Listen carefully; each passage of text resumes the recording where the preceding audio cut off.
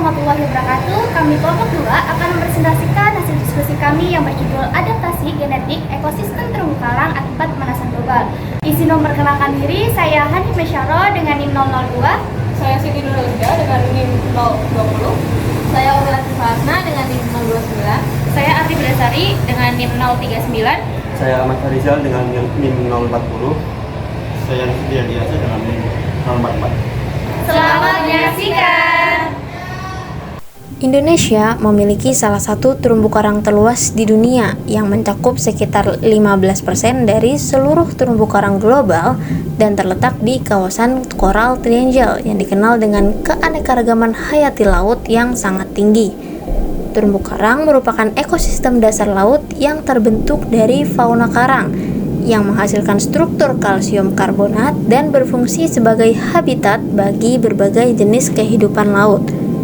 Ekosistem ini juga bersimbiosis dengan alga zooxanthella yang memberikan warna dan nutrisi penting bagi karang. Namun, pemanasan global kini menjadi ancaman serius bagi kelestarian terumbu karang.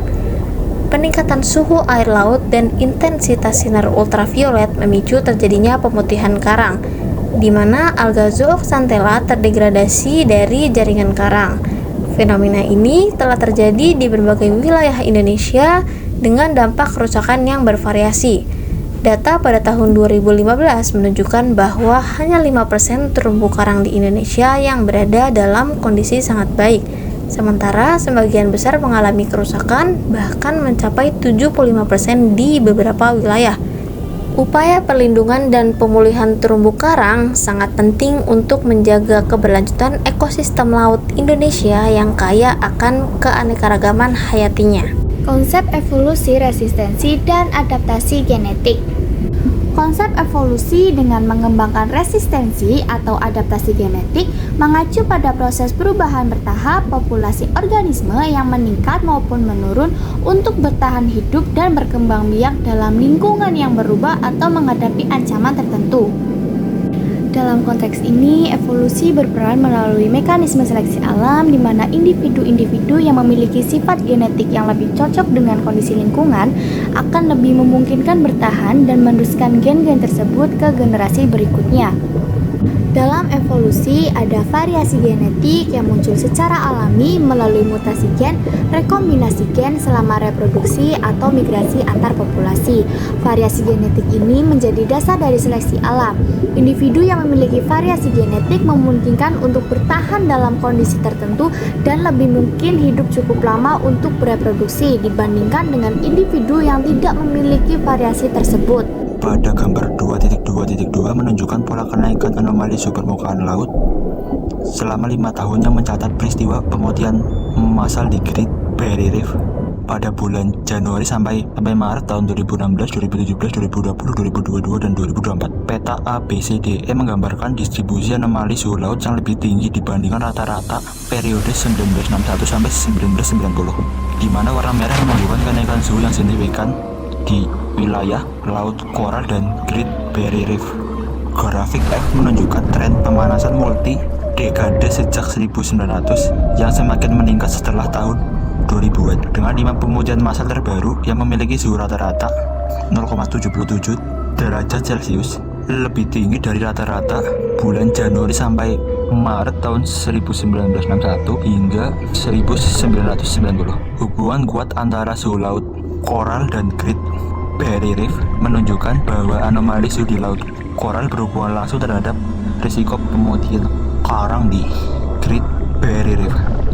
Rekor suhu tertinggi tercatat pada tahun 2016, 2017, dan 2024 yang menunjukkan pengaruh perubahan iklim antropogenik terhadap peningkatan frekuensi dan intensitas peristiwa pemutihan di Great Barrier Reef.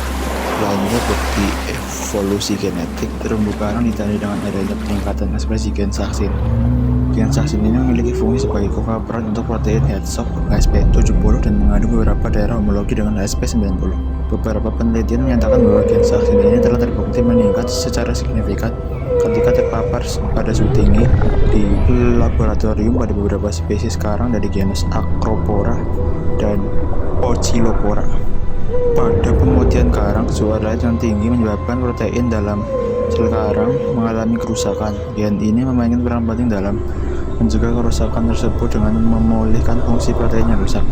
Peningkatan ekspresi gen saksin pada pemutihan terumbu karang menunjukkan bahwa terdapat adanya adaptasi genetik pada terumbu karang untuk meningkatkan toleransi terhadap kenaikan suhu air laut.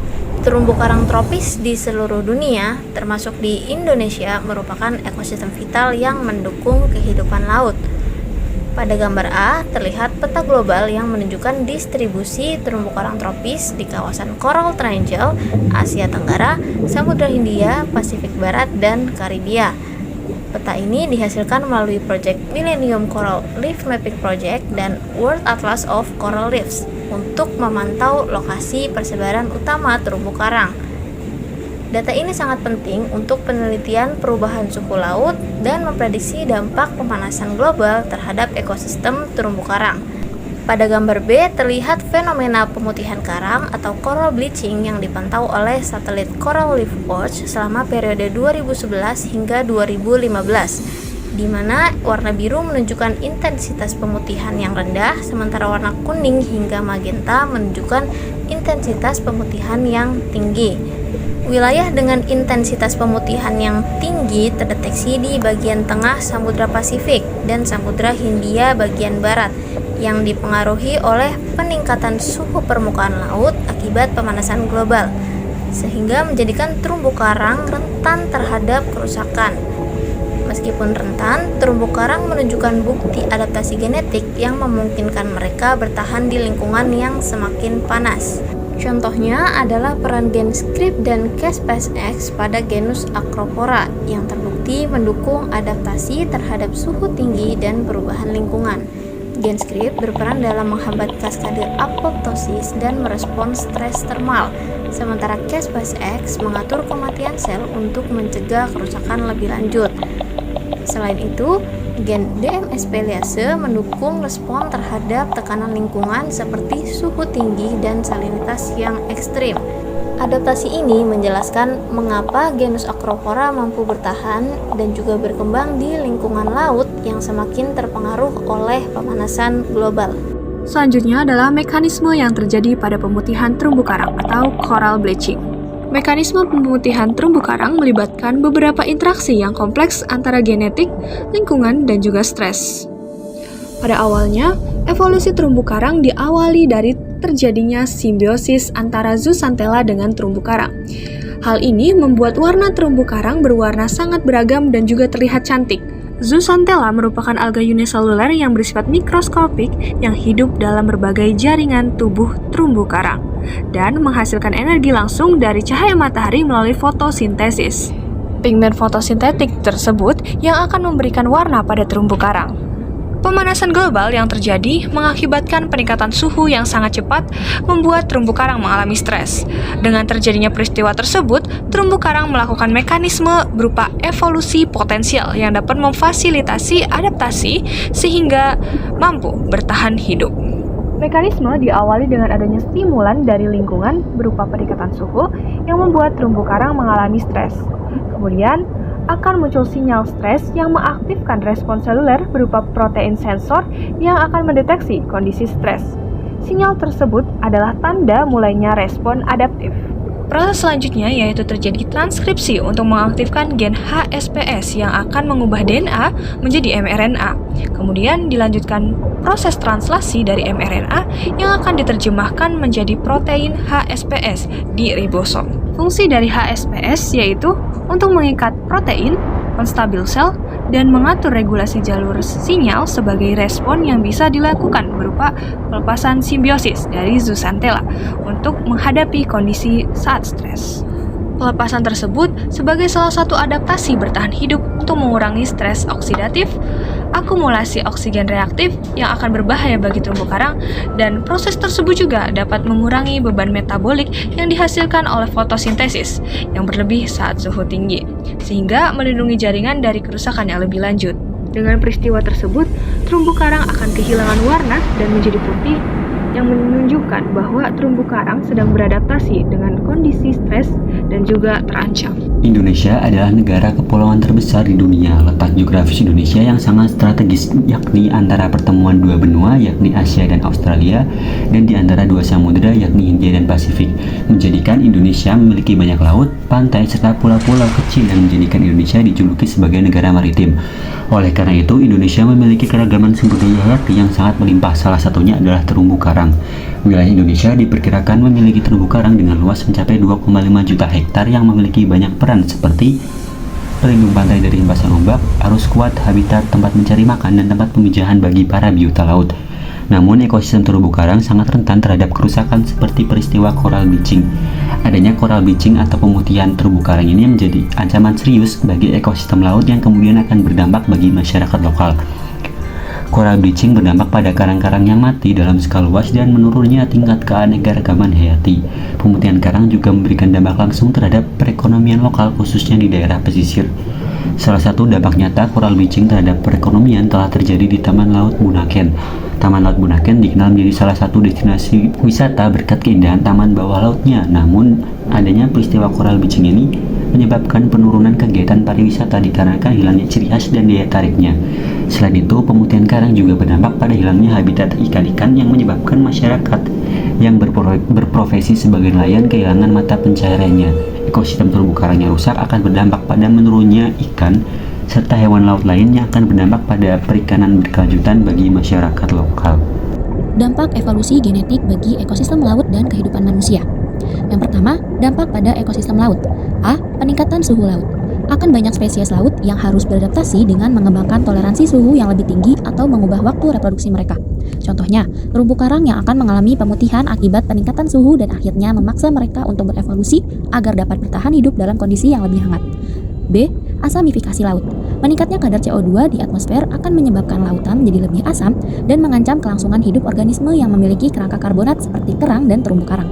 Kondisi ini akan menunjukkan tanda-tanda adaptasi terhadap kondisi asam. C. Polusi.